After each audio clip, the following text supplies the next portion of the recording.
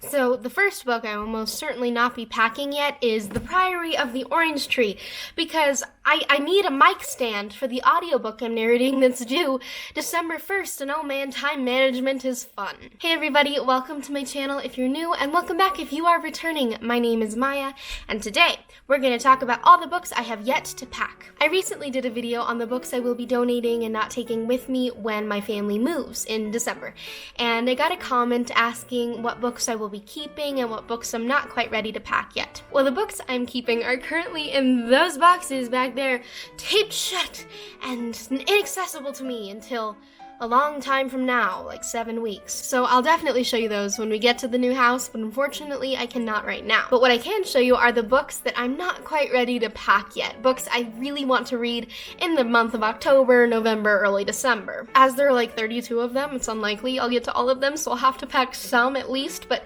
for the time being, here are the books that I'm keeping and I'm not yet ready to pack.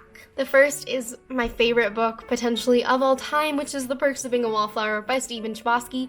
I did just read this, I'm aware, but you know, when I'm feeling down and out, this is a book I just need to be able to at least see. Not necessarily read, but I need to know it's there. It's there for me if I need it. So there's no way that I'm putting this bad boy away anytime soon. The next is solely because of Marlette from, I believe you changed your channel name, Marlette.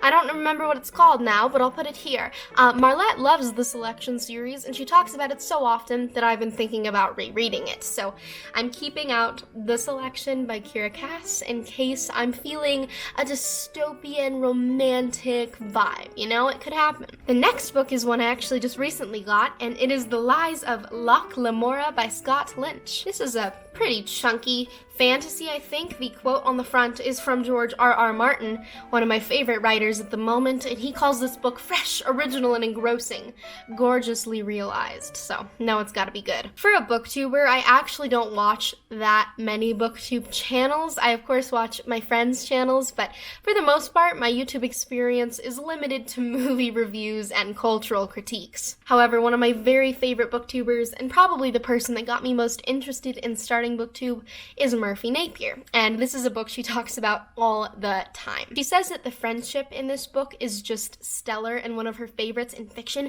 even better than Frodo and Samwise Gamgee, so I am looking forward to it. Next, I cannot bring myself to pack my Jane Austen anthology, including Sense and Sensibility, Pride and Prejudice, Emma, and Northanger Abbey. It looks like this. It's so pretty. I got this secondhand, and look what it's in. Fabulous condition. The ribbon isn't even frayed. It's astounding, really. I love Jane Austen, and I've yet to finish one of her books. I started Pride and Prejudice earlier this year, got bored. I cannot believe that I got bored. Come on. But I really love the idea of Jane Austen, I guess. Her books have like a cozy feeling to them. I love the movie Pride and Prejudice with Keira Knightley, so I want to keep this one out because I think this will be something that I want to pick up during the holiday season, literally as soon as Halloween is over. We mentioned epic fantasy already, but Lord of the Rings by J.R.R. Tolkien. This was on my list for I think September, and I really do want to read it. My parents and my little sister recently started rewatching all of the movies, the whole like 40 million hours of them, and I would not participate because I have to read the book first. It's just a rule. I have seen Fellowship of the Ring, and I haven't read the book, and I'm so sorry. I will correct that as soon as possible. The Late Show by Michael Connelly. This is a horror novel, I believe. I think I only bought it because it's a horror novel. On the back we're graced with just a massive picture of the author's face.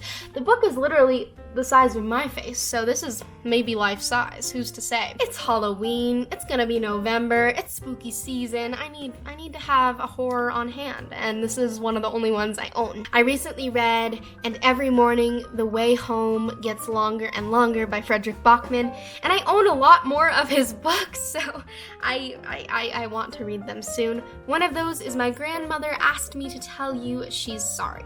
The cover is just cute, like it's a little girl and her puppy, and I love dogs. It shows the power of stories to comfort and heal, so I feel like this is like the chicken noodle soup equivalent of a book, and I want to read it soon. So that's the first stack. Let me go put it over there with all, oh, you can't see, sorry, there's stacks right here. Let me go put it back and get the second one. This is the second pile, and then I have one more to show you. So this is my little sister's book. It's Black Beauty. Black Beauty is her favorite book, I would say. I mean, she loves the Wings of Fire series with the dragons, you know? But she has like 10 editions of this book, which I think is excessive, but if it makes her happy, it makes her happy. I don't read a lot of books about animals or focusing on animals or told through the eyes of animals, but Black Beauty is one I think I need to read. It's a classic. The movie made me cry when I was younger, and I don't know. I think it'll just make her happy, and I want to be able to talk to her about the books she likes, so this one will hopefully be soon. I'm gradually making my way through this one, okay? It's big.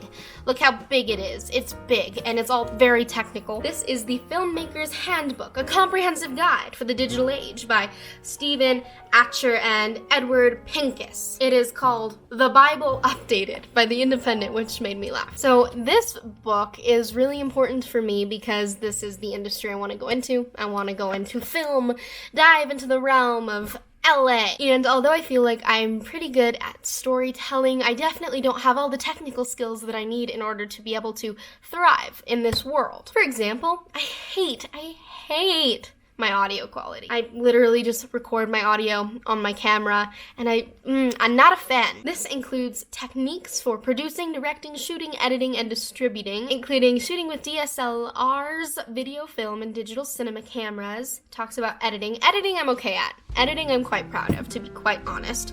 Not good with lenses, though. I need to explore. I need to pretty much just dive headfirst into a world in which I'm unfamiliar, learn through doing, and I'm excited to do so, and I hope this will be a good reference book for me as I go along. Next, we've got Wuthering Heights by Emily Bronte. Similar to the Jane Austen anthology, I think this book will be not necessarily cozy, but just comforting kind of for the winter months. I believe it's a romance. I believe there's a character named Heathcliff. I also just love the cover. I think it's really comforting to look at, and I really want to get around to it. It's short. I could probably get through it in a couple days. So, last but not least, in this pile, A Storm of Swords by George R.R. Martin, the third book in the Game of Thrones series, Song of Ice and Fire. I am listening to this on audiobook right now, but I'm so scared that it's gonna expire. It's a 48-hour audiobook. This is actually quite sad, but I think it's also a little bit humorous at the same time. George R.R. Martin's books are so long and take him so long to write that his audiobook narrator passed away before he finished the series. That said, it's a really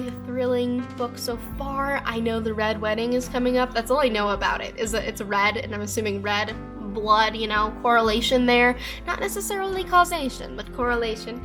And I'm just excited. I love Arya, I love Dany, I love Tyrion for the most part, and I'm excited. Those are the books in the second pile. The second pile is kind of small.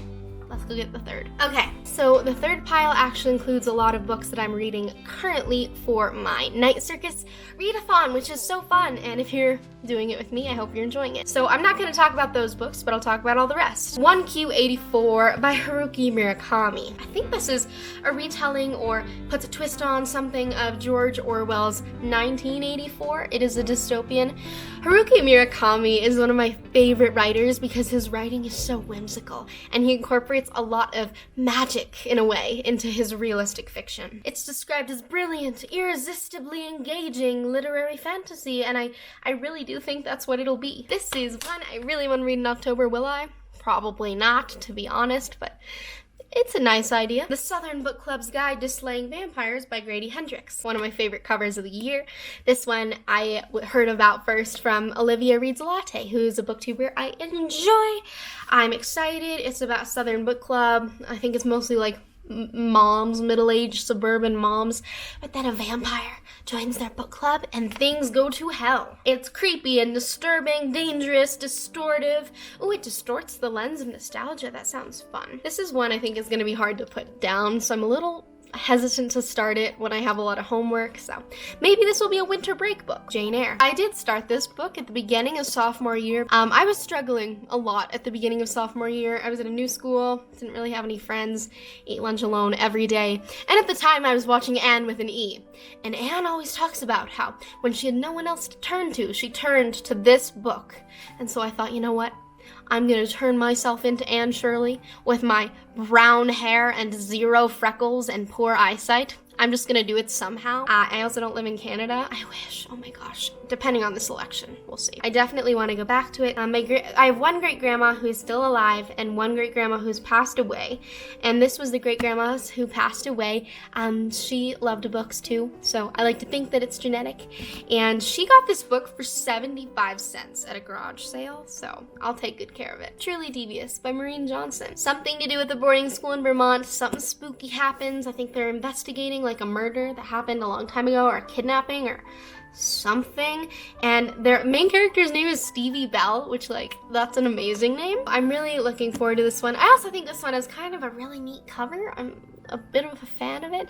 Also, Maureen Johnson is one of the authors that initiated the letter signed by over 1,000 authors recently, supporting non-binary and trans people. So I definitely want to read more of her work and way less of J.K. Rowling's. Alrighty, those are all the books I haven't packed yet, and I'm hoping I can get around to before we move. Will I? Unlikely, but one can dream. One can wish upon a star. That's what I'll do. Thank you all so much for watching this video. I hope you enjoyed it, and I will see you next time.